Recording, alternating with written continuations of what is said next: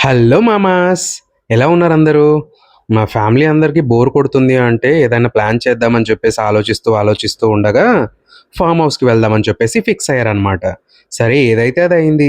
Form హౌస్‌కి అందరం వెళ్ళొచ్చు కదా! అని చెప్పేసి ప్లాన్ చేశాం. Let's go! వచ్చాడయ్యో స్వామి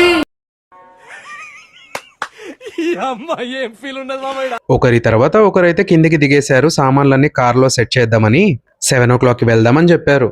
అందరూ లేచి సెట్ చేసుకొని మొత్తం అంతా రెడీ అయ్యేసి అందరూ కిందికి దిగేసి ఇంకా అందరూ పైనే ఉన్నారు. మొత్తం ఇది చేసేసరికి చాలా టైం పట్టింది. 10:00కి స్టార్ట్ అవుతున్నారు అందరూ. ఏదైతే అదైంది. కుమ్మేద్దాం ఎహె! దేనికైనా సరే ఆడే కరెక్ట్ అయ్యగారే కరెక్ట్. అందరూ కిందికి దిగాక కూడా అప్పుడే స్టార్ట్ అవ్వరు. అక్కడ మాట్లాడడం, ఇక్కడ మాట్లాడడం మొత్తం ఇవే.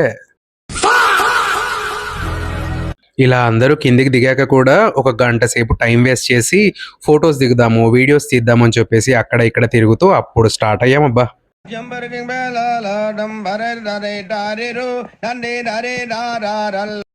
ఫైనలీ ఫామ్ హౌస్కి అయితే వచ్చేసాము.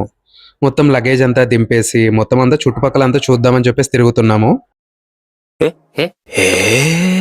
ఫామ్ హౌస్ అయితే చాలా బాగుంది. చాలా విశాలంగా ఉంది. చాలా పెద్దగా ఉంది.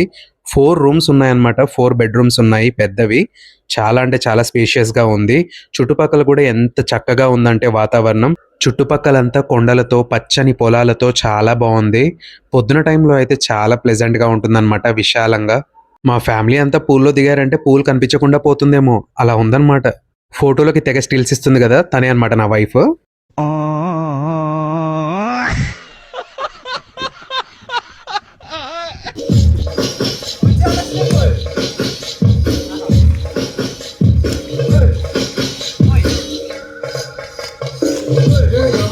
రావడమే ఆలస్యం. మా వాళ్ళు పూల్లో దుంకేసి మొత్తం అంతా రెచ్చిపోతున్నారనమాట. రచ్చ రచ్చ చేస్తున్నారు. ఈ రోజు పార్టీకి హోస్ట్ వచ్చేసి మా అక్కే అనమాట.